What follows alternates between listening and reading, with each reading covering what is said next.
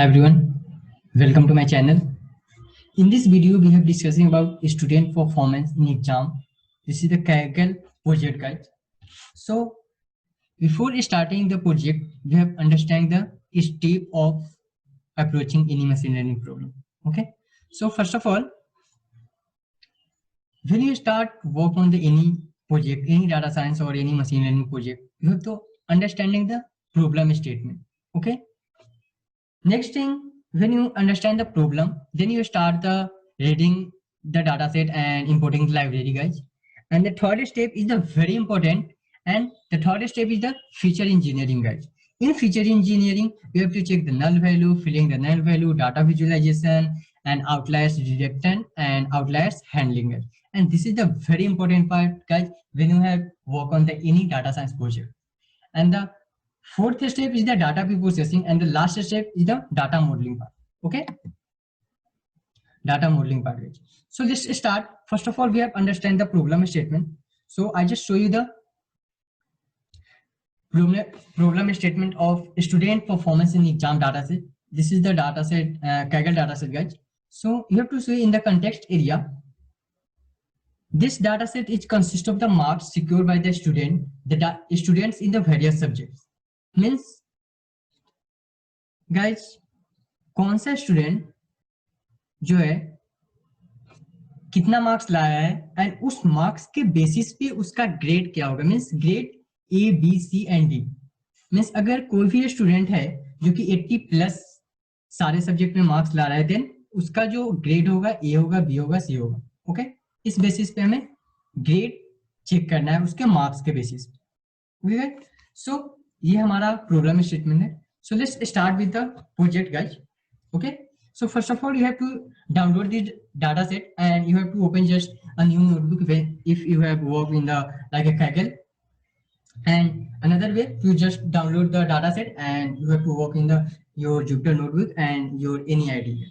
So I just open my Jupyter notebook. So first of all, I just import the all the necessary library like NumPy, Pandas, Matplotlib, Sevan. Okay, so NumPy is the used for the matrix multiplication, guys, and mathematics part as well.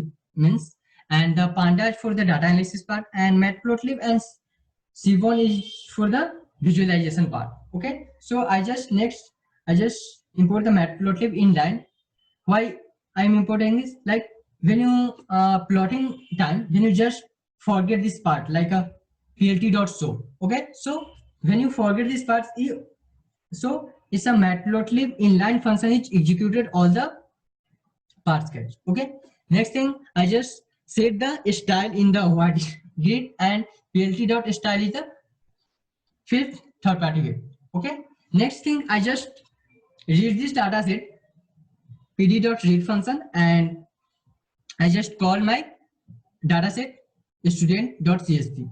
Okay, so you have to see in our data set there are lots of columns. First of all is the gender column, race and immunity column, parental column, lunch column, and test column. So this race, infinity, city column is the very important part, guys. Okay, and maths, this is the score part, guys. Math score, sorry, math score, reading score, and the writing score. Okay. So this is our column and this is our data set, guys. So first of all, I just call this function. You have to see, first of all, our data set in all the columns like gender, race, entity, parental, level of education, and many more. So first of all, I just check the information of our data set. So I just call this function, and in our data set, you have to see null. Null means in our data set thousands of row and no any null value is available in our data set. And in gender column is the object type, and race object type, and math score, reading score, and writing score is the int type, guys. Okay, so this is fine. Next thing, I just check the description of our data set, and in description I just call the dot t. Means our description is the transpose basis. When I remove this dot t function, you have to see our data set is the this type, and I just call dot t means transpose. Okay, so this is our transpose type. size, and you have to see in math score minimum score is 0 and the maximum score is 100.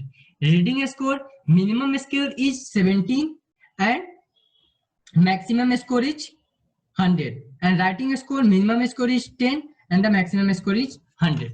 So this is the minimum and maximum part of our data set. You have to also check the percentile like 25 percentile, 50 percentile and 75 percentile, mean and count value as well as a standard deviation. Okay, so next thing, I just check the missing value as the visualization. Okay, so I just call, first of all I just install the pip install missingo function. Okay, and I just import missingo as msno, and then I just call msno dot matrix in data. So you have to see in our data set all the columns are as a like a simple way, like a no, when our data set is a null value in available in our data set, so this shape is the zigzag shape. So presently our data set is clean, no any null value available, so this visualization is the totally plain, guys. Okay, next thing, first of all I just check the, and guys, when you work on the data visualization part and data analysis part, you have to go with the step by step column. So first of all you have to work with the gender column, then the race column, then the parental level of education, lunch column, and the step by step, guys. So you have the idea about like which column is the like what is the basis of the this column. Okay, so always go through the step by step column in the visualization part, guys. So first of all I just call the check the gender column. So gender column is our first column, guys. So I just start with the first of all the gender column. So first of all I just call the plt dot subplot and define the our figure size. Okay, so 10:8. And next thing I just call the data dot gender, and first of all value counts and normalize is equal to true. Then next I just call data dot gender value counts and drop now is equal to true, and the I just plot bar plot in our gender column and the color is equal to sign. Okay, so in title I just write comparison of male and female, and the x level I just define x level and y level, gender and count, and I just call plots dot show. So when I run this cell, you have to see most 500 plus female is available in our data set and approx 480 male available in our data set. You have to see clearly. Okay, next thing I just check the, first of all our gender column is completed, so I just move in the race column. Okay, so in race column first of all I just check the value counts, and in value counts you have to see group C 319 people in group C, 262 people available in group D, 190 people in group B, and 140 people in group E, and very minimum people available in group L, like only 89 people available in group A, guys. Okay, so this is the better way to plot. Next I just plot the all the student in group A, group B, group C, group D, and group A. Okay, so I just call first of all the figure size 15:5, and second thing I just call the normalize function in the data dot race value counts in normalize, and second I just plot the bar plot, and I just define color is equal to all the color like 5 columns in available, so I just call black, red, green, blue, and sign. Okay, and I just define title comparison of various group, and the x level I just define x level and y level, and I just run this cell. You have to see maximum people available in group C. So in maximum people available in group C 119 people available in group C, and the group D is the less. You have to see group D is the 262 people available, and very minimum people available in group A. See in group A is the only 89 people available. You have to see approx 89.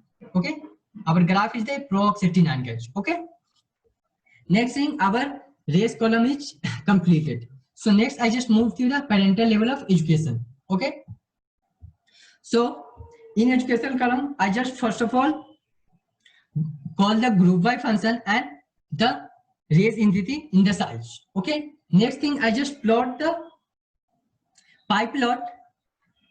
Okay, so first of all, I just plot the pie plot and the subplots is equal to true, and the figure size I define 15:8. Okay, and I just write a title and y label. Okay, you have to also write a x label. Okay, and I just run. You have to say the same thing. The maximum people, maximum student available in the group C, and then the group B, group D, group E, and group E. So this is the this is the bar plot and this is the pie plot, guys. Okay, so this is our pie chart. Next thing, let's move into the parental level of education. So same thing, I just call the first of all figure size, value count, and the bar plot, and the color I define black, red, green, blue, and sign, and I just define title, x label, y label. Okay, so you have to say the maximum people available in the some colleges, and the second thing, associated degree is available 200 plus people. High school in the 190 student in available. Some high school approx 170 or 75 approx. In bachelor degree approx 150 student, and the master degree approx 60 student. Okay, you have to say approx 60 student. And I just also call, like, first of all I just one row and data. You have to just copy this cell and dot value count, and I just check this.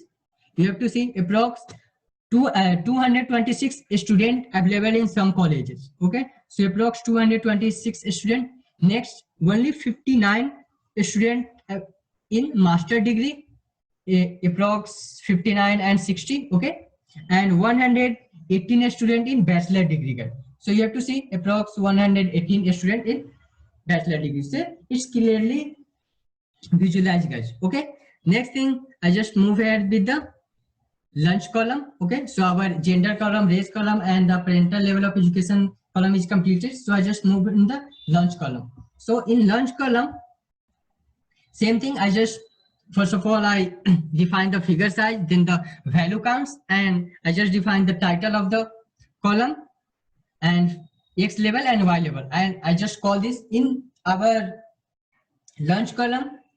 Two lunch column is available, a standard and a free. Okay, so mostly a student in the standard column, approx 600 plus student in the standard column, and only 350 student available in the free time. Okay, next, the test preparation course, guys. Okay, in test preparation you have to see, I just first of all define the figure size, then the value counts and normalize, and then the data dot test preparation course value count drop now is equal to false, and I just plot the bar plot and color define red and green, and I just define the title of the column and the x level and y level. And you have to see, mostly people have not completed the test, and the less people have completed the test. In the people who have completed the test, approx 350 students completed the test, and approx 600 plus students who have not completed the test, guys. Okay, so this is the clearly so. Next thing, I just move in with the math score column. So same thing, I just plot the bar plot, guys, and you have to see maximum student in the math score approx 65 marks score in the math, and mostly people who have scored in the math like a 65, 62, 69, 59, 63. Okay, and the less people who have like a score in the math like you have to see 88, 87, and only one people who have the approx 8 or 9 people who have scored 100 out of 100, guys. Okay, so it's clearly so the graph, like who a student have the in the math score, how many got a marks. Okay, so it's a clearly so. Next thing, in the reading score column, same thing, you have to see approx 15 plus a student who have marks, got a marks like a 100 out of 100, guys. So, and some people who have, mostly people who have got a marks in 72, 74, 64, 73 in the reading score, guys. Okay, 30 plus a student who have got a marks in the reading score in 72 marks and the 74 marks.